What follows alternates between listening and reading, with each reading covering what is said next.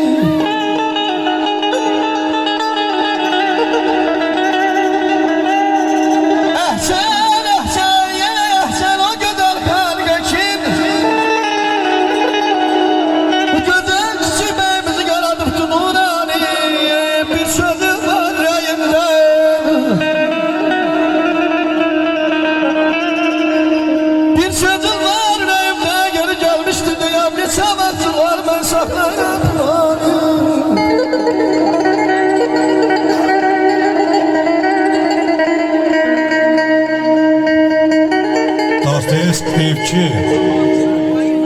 ister şirin olsun, ister acı, fərq etmir. Olsun sonunda bütün xatirlər hamısı əzab vericidir. Mən sizə elə ömür arz edirəm ki, qarnı keçmişə batanda təəssüflənməyəsiz, heyfslənməyəsiz, attığınız addım ürəyinin cana. Şip-şirin xatirələr arz edirəm hər birinizə. Niyə yanır bu ocaq? Yanıb külük olacaq. Bilmirəm nə olacaq, olanı xatirədir.